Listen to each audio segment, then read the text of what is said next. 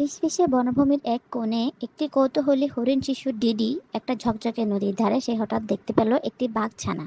নাম তার টিগি। প্রথমে তারা একে অপরের দিকে তাকিয়ে রইল চুপচাপ, কারণ বাঘ আর হরিণ কখনোই বন্ধু হয় না। তারপর কেমন যেন দুজনের একজন আরেকজনের প্রতি মায়া হতে লাগলো। তারা একসাথে হাসলো আর সেখান থেকে এক নতুন বন্ধুত্বের শুরু হলো।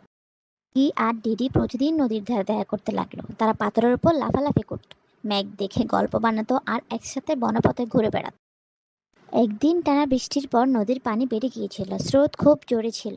হরিণ শিশু ডিডি খুব ভয় পেয়ে গিয়েছিল।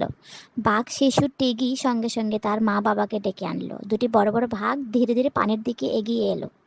বড় বাঘ দুটি ডিডিকে পানি থেকে তুলে নিল। ডিডি ধীরে ধীরে বলে উঠল, ধন্যবাদ টিগি, ধন্যবাদ বাঘ মামা মামি। সেদিনের পর ডিডি আর কখনো বাঘদের ভয় পায়নি। টিগি হয়ে উঠল তার চোখে বীর।